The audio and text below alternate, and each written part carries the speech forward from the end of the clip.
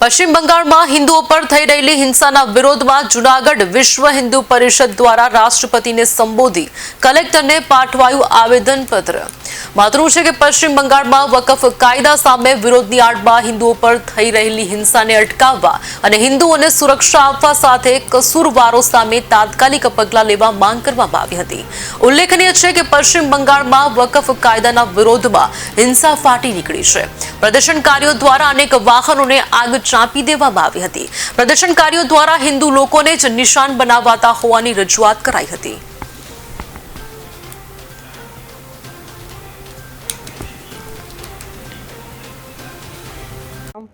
જયેશ ખેસવાણી, વિશ્વ હિન્દુ પરિષદ જૂનાગઢ મહાનગર મંત્રી।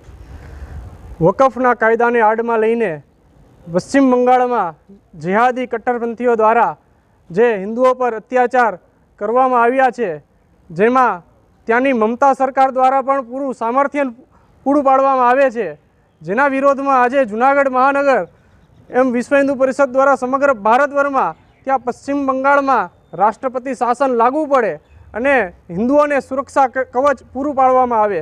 જો ત્યાં સરકાર ત્યાં હિન્દુઓને સુરક્ષા કવચ પૂરું નહીં પાડે તો વિશ્વ હિન્દુ પરિષદની યુવા પાંખ બજરંગ દળ સમગ્ર ભારતભરમાંથી ને ત્યાં હિન્દુઓને રક્ષા પૂરી પાડશે અને હિન્દુઓ પર અત્યાચાર જે થઈ રહ્યા છે એ એક પણ અત્યાચાર સહન નહીં કરે।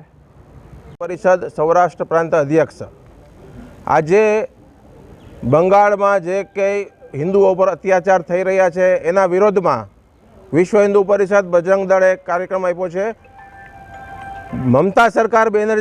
મમતા બેનર્જીની સરકાર છે એને ત્યાં ગવર્મેન્ટ રાષ્ટ્રપતિ શાસન લાદે એવી અમારી માંગ છે।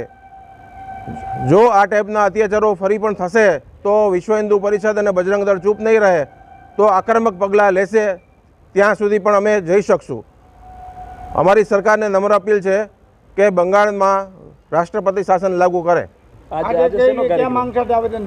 આજે અમે બંગાળની અંદર જે કંઈ બી હિન્દુ ઉપર જે કંઈ બી અત્યાચાર થયા છે એના વિરોધમાં અમે આવેદનપત્ર આપ્યું છે। જો આમાં માંગણી નહીં સ્વીકારે તો કઈ પગલાં રહે? જો આમાં માંગણી સ્વીકારાશે નહીં અથવા તો હજુ કોઈ પણ હિન્દુઓ પર અત્યાચાર થયા તો હિન્દુ સમાજ વિશ્વ હિન્દુ પરિષદ બજરંગ દળ ચૂપ નહીં રહે અને આક્રમક પગલાં લેશે।